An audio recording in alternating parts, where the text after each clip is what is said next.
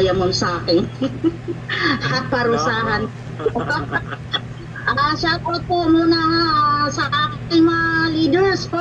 Sana nandito sila. Parang wala, hindi nakapasok yung invite ko So, excited na akong kahit medyo pinakalawang na tayo, no, kinakabahan. Siyempre, ang ating hindi po mawawala ko, thank you po sa mga founder po, Sir Ronil Sihas, Sir GC Ramirez, yung pugi po natin na si Sir James, at yung aking Mentorex na isa na po siyang diamond ngayon. So, sobrang idol po talaga, no, kung pwede lang bukas mag-diamond na ako. So, especially po sa aking mentor upline, si Maki Makapagal, no? Happy anniversary po. Kasi kaya pala sobrang busy siya, no? Dahil sikreto lang po. Anniversary pala nila ngayon ng misis niya. So, yung binili kong credit wallet, so bukas na daw. Sana happy, relax po, Coach Maki. Kasi pahinga mo ngayon. So, una ko sa mga sa mga bago natin ditong invite or hindi nakakilala sa akin. Magpakilala po muna ako. I'm Coach Milinya Arsenal from Caloocan. I was born of Masbate, then sewer by profession. As of now, full-time na po ako kay Live God. So, isa na pong platinum. Kwento lang po, yung konti lang, no, paano po ako nag-level up. Hindi yung sa sa rank po. Sa rank po, hindi ko yon kasi ako talaga maganda ngayon, wala kayong magagawa kasi ako po may hawak ng mic, no. Sa kung very good. Founder, siyempre, ay kopyahin natin yan. Kasi mahilig tayo mga kopya Na, so, paano po ako na-invite dito kay LiveGod? Ito po yung kwento. So, nung una nga, maalala ko, dahil sa sobrang excited po na member na ako ni LiveGod, kahit sabog-sabog po yung buhok ko, nananahi ako, napalive pa talaga ako. No? Kasi ibang-iba po kasi talaga si LiveGod ikumpara sa una. So, nung na-invite ako dito, sinindan po ako ng video, katulad po sa inyo, ay video lang po ang nakapasali sa akin. So, wala na pong maraming salita dahil magugustuhan ko. At dahil nga sa video na yun, no, ay yun ang dahilan bakit hindi ako nakatulog. Dahil gusto ko nang sumali kasi yung lahat na pabigat sa una, sabi ni Coach Dorisa, totoo po yun, ay wala na po kay LiveGod. Alam mo kung bakit? Sabi din ni Coach Fernan, nakabihis na tayo pang itaas lang, pero sa baba natin naka-short lang tayo. So, di ba? Sobrang tipid sa oras, sa pagbibihis, pero nagsasalon ako ngayon. Yun, Sir James sa So, nung na-invite ako dito, bakit lalong hindi ako nakatulog? Dahil sa 8 minutes video na sinend po sa akin ng upline ko na si Coach Maki, gusto ko na sumali, kaso ang problema ko, ang sali. Kasi yung time na yon ay ubos na po talaga yung sahod ko sa attorney. Then hati-hati na po yun lahat. So ang natin sa akin 150, hindi ko nga alam kung paano ko budgetin. So dahil po gusto ko, dahil alam ko, kaya ko, hindi ko pinahirapan talaga yung upline ko dito. Ang inalam ko lang kung ano po yung kitaan. So, enjoy na po ako doon sa fast start bonus. No? Kalahati pa naman ibibigay sa'yo. So, kayang-kaya kong gawin kasi naka-invite na tayo doon sa ating previous company na sobrang taas. Tapos yung products, no? Sobrang magalaw. Yung mga package. Dito pa kaya kay LiveGod. So, ako, wala talaga akong niduda. Basta may $25 ako, masaya na ako noon. So, ginagawan ko talaga ng paraan, no? Sabi ko sa isip ko, siyempre, wala naman ako asawa. Yung mga anak ko, kontra. Na kasi, sila yun ang re-reject, pero hindi po talaga ako nagpa-apekto. Alam mo kung bakit? Gusto ba nila pagtanda ko, manghihingi ako sa kanila? Maghihintay ako, masama ang loob ko? kasi matagal po akong bibigyan kung may sobra lang. Ganun naman talaga ang mangyayari kasi mga anak natin magkaroon din po sila ng pamilya. Ito, gusto ko po ma-encourage po talaga yung kapwa ko, senior citizen. So, hindi pa naman ako senior pero malapit na po. At yung mga nanay, yung mga walang trabaho, yung asawa ninyo, alalayan ninyo, gawin nyo na silipgod. Kasi sobra po itong magaan dalhin. Ang sikreto lang po talaga dito dahil nung na-invite ako, sumunod ka lang po sa apply mo para mag-rank ka po. Mahalaga kasi dito yung rank. Ako hindi ko na tinitingnan yung kinikita ko, ang tinitingnan ko paano ako mag-diamond. Kaya ngayon talaga puyat-puyat, tapos mag-iingat din tayo, baka mamaya pag diamond sasumpungin na naman ako. So yun po, nung nakapag-decide ako kinabukasan, sabi ko, kasi sabi ni Coach Maki, pag ready ka na ma'am, i-message po mo po ako. Then sabi ko, wala po akong pangpuhunan, 150 lang yung pera ko. Hindi ako mahiyang aminin yan dahil yan po talaga ang totoo. So, paano ko makagawa ng paraan yung pangbayad ko po ng Meralco? Thank you kay Meralco kasi nung time na yun na hindi ko siya binayaran, hindi man din niya ako pinuputulan. Kaya siguro pag talagang gusto ni Lord na tayo ay may ilagay ang pusyong tama, yung mga pinoproblema mo, baka maputulan ka, hindi ka po talaga puputulan. Hindi siguro nakita yung kontador ko na ay hindi ako nagbabayad. 4,500 pa naman talaga, 4,500 yung yung bills ko po. So, di sabi ko kinabukasan, Coach Maki, ready na po ako, ay mag-member na po ako. So, ngayon, Webes, yung lock-in, tinrabaho ko na. Tapos, para manigurado talaga ko na member talaga ako ni LiveGod, sabi ko kay Coach Maki, paano ko ba malaman na member na ako ni LiveGod? So, sabi niya sa akin, puntahan mo ma'am, yung nilagyan mo sa pera mo, pag wala na po doon, sure ka na, pasok ka na kay LiveGod. So, nung nakita ko, wala, yes talaga ako agad kasi mayroon na akong stick eh. So, nung time na yun, hindi rin ako natulog. 2 gabi po talaga akong nag-iisip na kailangan maka-invite ako. Hindi ako matutulog hanggat hindi ako maka-invite.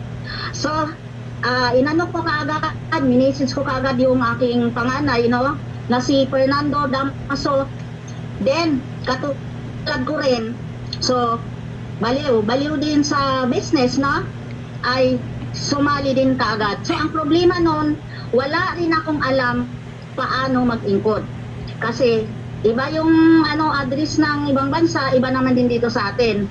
So, ang ginagawa ko, hinanap ko po yung tulong ni Coach Maki kasi sabi niya sa akin, kahit hindi ko alam yung online, first time, ay siya po ang tutulong sa akin. So, kinontak ko siya, sa madaling sila, kinontak ko siya, tapos, tinurn over ko na po yung isang tao sa kanya. Ang good news talaga noon kasi sobrang nagulat ako dahil nag-invite ako nga sunod linggo, isa-isa lang po, isa-isa lang. Hindi naman nagmamadali, pero sobra akong nagulat. Sunod linggo, isa. Pang-apat na linggo, kasi nakakuha ako ng isa.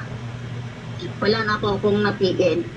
Ngayon, pang-5 linggo, sahod na. Sahod. Nakikibukas ako ng account ko kasi yun lang naman talagang alam ko, makita lang yung kung may sahod ba ako, alam ko naman na wala akong PIN eh. So, pagbukas ko sa account ko, sobrang nagulat ako kasi mayroon akong $62.50 na wala naman akong PIN. So, alam mo, yung nararamdaman ko yung time na yon, yung kaba, yung pagdududa, doon ako nagdududa na baka hindi akin. Kasi wala naman akong alam, may iba palang kitaan si LiveGod. So, di ngayon, napasigaw ako sa kwarto ko, sabi kong gano'n hala, mayroon akong baka mamaya nagkamali ito, nagpasahod yung company sa akin. Alam mo naman sa tradisyonal na mga trabaho, factory, nagkakamali din yung click. So di sabi ko, baka mamaya magastos ko yung 62 ay ang laki po yan para sa akin kasi nananahi ako, mas malaki pa nga sa sinasahod ko. So, tinawagan ko si Coach Maki, sabi Diba, wala naman akong papiin. Wala naman akong piin, coach, diba? Bakit mayroon akong sahod? Sabi kong ganun, para na akong mamamatay sa pag-alala nito. Baka mamaya gastusin ko, okay lang kung piso, madali kong ibalik. So ngayon, sabi niya, pinatunayan niya, ma'am, buksan ko yung account mo para alam mo na sa'yo talaga to. So alam mo, nahimasmasan ako doon kasi sabi kong ganun, hindi ko kasi alam. Basta wala akong maraming tanong. Ganyan po talaga, pag gusto mong sumali na isang business, huwag mong pahirapan yung upline mo para ikaw hindi ka rin pahirapan. Dapat pag sinabing mag-member ka, alam mo naman yung sa isip mo yun, kung may duda ka, tanggalin mo muna. Pumasok ka, doon mo kaaralin, ganun ako. Ang ano ko doon, pagpasok ko, saka ko na-aralin. So ngayon, akin yun, di sobrang happy ako kasi nalaman ko doon, sabi ni Coach Maki, marami na palang yung isang taong inaalaga. Dumami pala, so dami ko pong komisyon. Grabe, sabi ko sa'yo, hindi pa ubos yung linggo na to, may kasunod na naman. Kaya sabi ko, nakapag-video talaga ako ng di oras na tayo ko yung buhok ko. Na? So, yun ang nangyari. Kaya dapat, at ang gagawin natin, dahil isa na po akong platinum ngayon, sumunod lang po talaga ako sa sinasabi po ng ating upline at mentor at yung mga founder natin, kasi ako hindi talaga ako uma-absent ng absent lang ako pag mayroon akong kakausapin na mag-out at Zoom, pero hanggat maaari talaga nakasunod ako sa kanila. So ang noon, dapat sundin po natin, gawin po natin yung 3 rules po. Yun lang naman din sinusunod ko kailangan yes upline ka palagi, kasi pag kumukontra yung sarili mo, malabo ka. Pag sinabi ng upline, makinig, sumunod at magtiwala, yan lang po yung pinakamahalaga para sa akin. At yung 4 na sistema, kasi magmula ka naman talaga dito sa 3 Tapos yung 4 easy step, yon gawin mo. May script po. Diyan po lumaki yung aking grupo. So, mayroon man tayong hindi po nakakaunawa kasi marami na, may mga linya na tayo no? Hindi lahat po yan lumalapit sa atin para kakausapin natin. Kaya, at hindi pinapakausap sa upline, kaya yung mga yan, no, nagdududa po sila doon sa subscription. Pero hindi nyo alam, ang subscription po, maliit lang po yan. Pero malaki po ang hinihintay natin doon sa dulo. Kaya sinasabi ng mga upline natin, huwag po natin tingnan ng pangmalapitan, pangmalayuan po si Lidgood. Kaya ako, hindi po ako nakatingin sa kinikita ko. So, kumikita man ako ngayon ng ganon kalaki, pero hindi po yan ang mahalaga sa akin. Ang mahalaga, diamond. Kasi gusto ko talaga mapatunayan kung ano man akong pumasok dito, hindi ako maraming tanong. Dahil gusto ko, pag nasa loob ako ni Lidgood, doon ko po tuklasin kung ano po yung mga kitaan. So, ganito po kay Diamond, curious po ako na gusto ko marating yung Diamond. Kahit man nakita ko yung income ni Mentorex, mas gusto ko talaga ako ang makarating doon. Para po yan sa aking mga member at yung aking pamilya na sana makatulong na po tayo pagdating ng time na yon. So sana sa lahat po nandito, katulad ko po mananahi, wag po kayong, gusto ko po, proud po ako na sana masundan ninyo ako, no? Hindi pa naman ako talaga ay tagumpay, no? Kasi mayroon pa tayong aakyatin ay sana ako po yung maging ninyo, no? So minsan hindi ako nagdududa sa sarili ko, no, na kaya ko ba to. Basta kaya ko, kung ano yung sabihin ng upline ko, yes, upline lang po tayo. So, pag nalulungkot tayo, no, normal lang po sa tao na mayroon po tayong parang masama pakiramdam natin, mag-zoom ka. Ang zoom po, yan po yung fertilizer natin na kailangan andyan tayo dahil ang lahat ng ibubuga ng mga yan, ibabagsak ng mga yan para sa atin yan.